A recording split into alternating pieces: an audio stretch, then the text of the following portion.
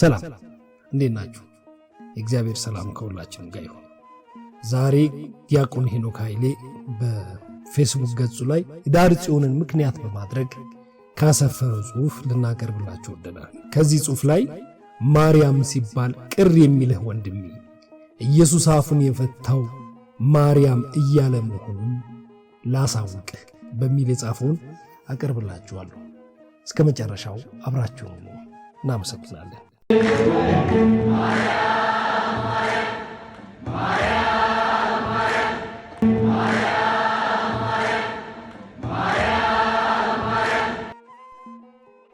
ማርያም ሲባል ቅር የሚልህ ወንድሜ ኢየሱስ አፉን የፈታው ማርያም እያለ መሆኑን ላሳውቅህ እወዳለሁ። መቼም ለዚህ ጥቅስ እንደማያስጠይቀኝ ተስፋ አደርጋለሁ። ኢየሱስ ሲባል ቅር የሚልሽ እህቴ ማርያም ከሰማይ ሰምታ ለልጇ ያወጣችው ስም ኢየሱስ እንደሆነ ላስታውስሽ እወዳለሁ። በእርግጥ ድንግል ማርያም ኢየሱስ ብትለውም ስሙን ግን ለመጥራት ግን አንድ ቃል አልበቃት ብሎ ተቸግራ ነበር። ገና በሆዷ ውስጥ እያለ ወደሱ ስትጸልይ ነፍሴ ጌታን ታከብረዋለች፣ መንፈሴም በአምላኬ በመድኃኒቴ ሐሴት ታደርጋለች ስትል ሰምተናታል። ልጇ ከሆዷ ሳይወጣ ከልጇ ጋር ንግግር የጀመረች እናት እንዴት ያለች ናት!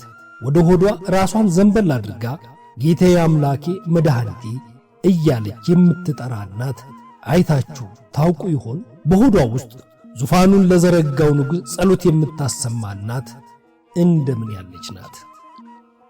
ከወለደችው በኋላ ማን ብላ ጠርታው ይሆን? ገና ሕፃን ሳለ ምን ብላ አቅፋ አስተኝታው ይሆን? ምን ብላስ መገበችው?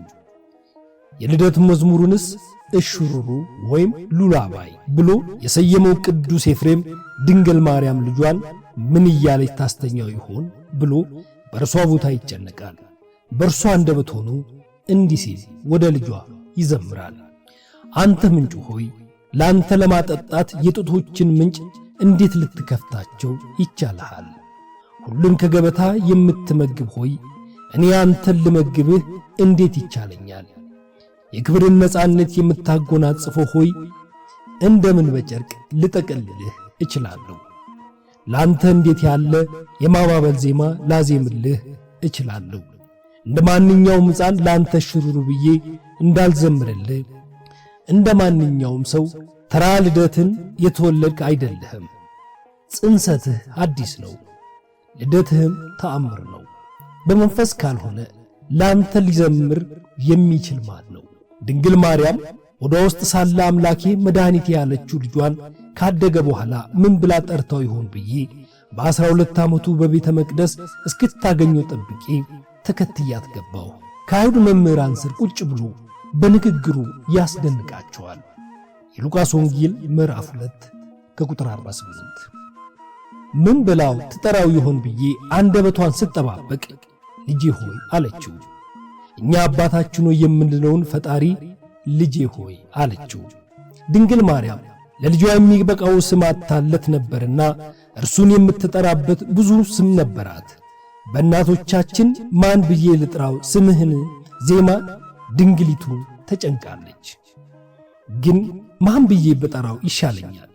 ልጄ ብዬ ልጥራህ? ወንድሜ ልበልህ? ሙሽራይስ ብዬ ልጥራህ? ጌታዬስ ልበልህ? ከዳዊት ቤት እንደመሆኔ እህት ነኝ? ስለ ጸነስኩ እናት ነኝ? ስለ ንጽሕና ሙሽራህ ነኝ?